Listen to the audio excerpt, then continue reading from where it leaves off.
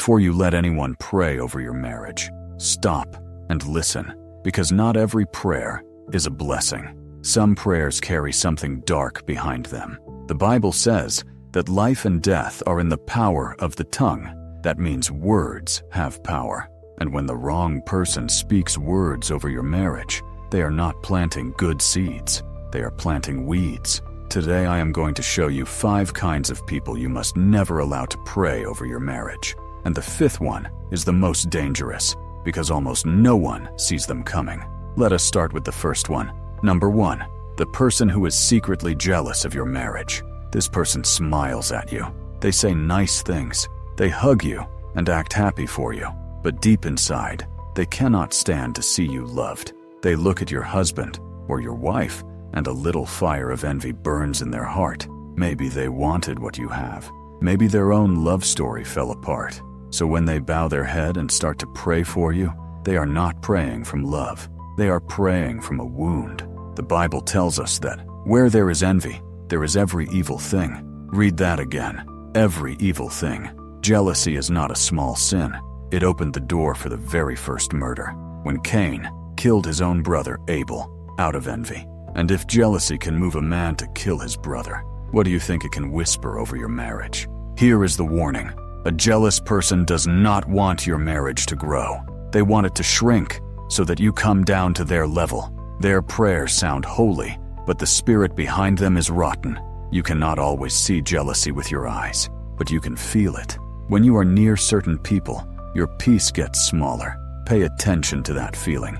It is a gift from God. Now, the next person is even harder to spot, because this one will use the name of God while pulling your marriage apart from the inside. Number 2, the person who does not honor marriage at all. This is someone who laughs at marriage. Maybe they have left 2 or 3 marriages of their own and never once asked God why.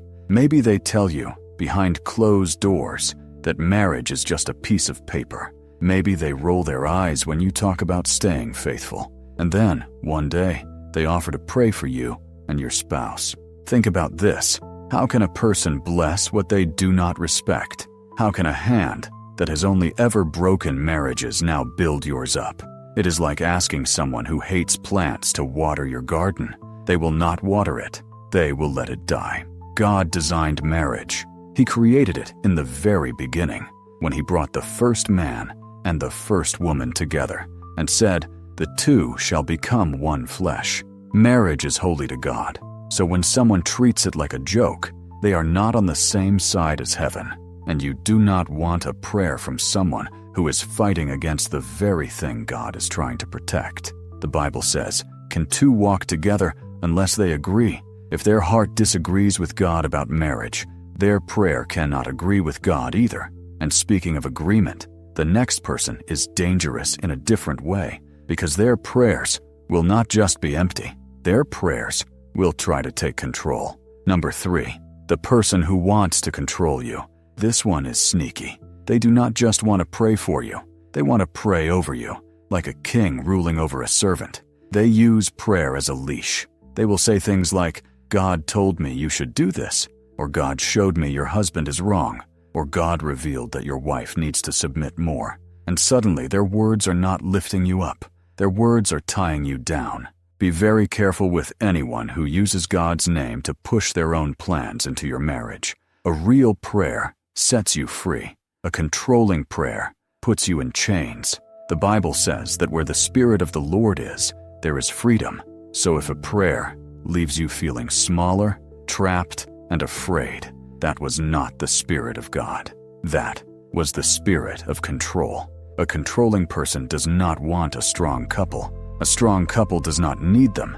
They want a weak couple that depends on them, that runs to them for every answer, that cannot make a single decision without their blessing. That is not love. That is a trap dressed up in holy clothes. Your marriage was meant to stand on 2 people and God, not 2 people and a master. Do not let anyone squeeze themselves into the middle of your marriage and call it prayer. Now we come to the 4th person, and this one carries something invisible that can spread like poison.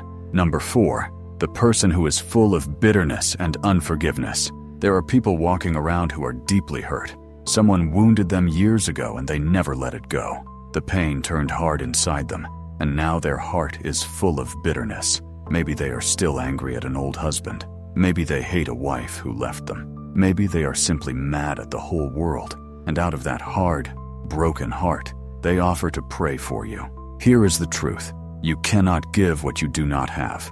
A bitter heart cannot pour out peace because it has no peace inside to pour. The Bible warns us about the root of bitterness, and it says, this root springs up and defiles many people. That word defiles means it stains, it dirties, it spreads. When a bitter person prays over your marriage, they are not handing you love. They are handing you their pain. Without even meaning to, they speak their own anger and their own fear over your home.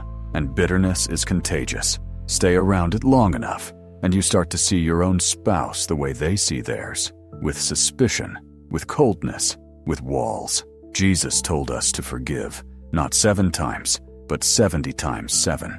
He knew that unforgiveness is a prison, and you do not want a prisoner praying over your freedom.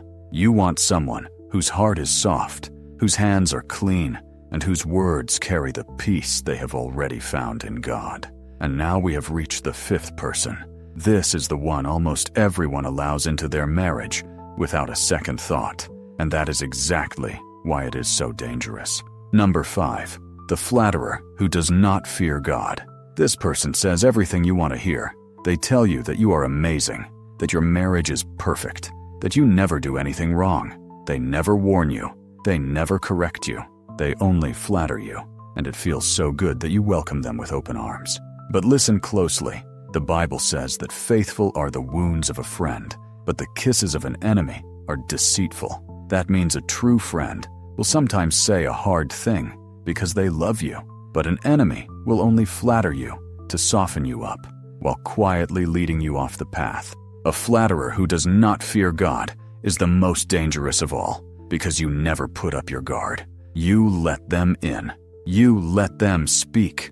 You let them pray. And while you are smiling at all their sweet words, they are slowly teaching you to trust your own feelings more than God's truth. They are not pointing you to heaven. They are pointing you to yourself. The book of Proverbs says it plainly. A man who flatters his neighbor spreads a net for his feet. A net, a trap. The flattery is the bait, and your marriage is what they are trying to catch. And because it never feels like an attack, you never fight back. So how do you protect yourself from all 5 of these people? You do not become cold. You do not stop letting anyone pray for you. You simply become wise. The Bible says to test the spirits, to see whether they are from God. Before you let someone speak over your marriage, ask yourself a simple question. Does this person love God, honor marriage, walk in peace, and tell me the truth even when it is hard? If the answer is yes, let them pray. If the answer is no, smile, say thank you, and walk away. Your marriage is a holy thing. It is a covenant before God Himself. It is too precious to leave open to just anyone. So guard it.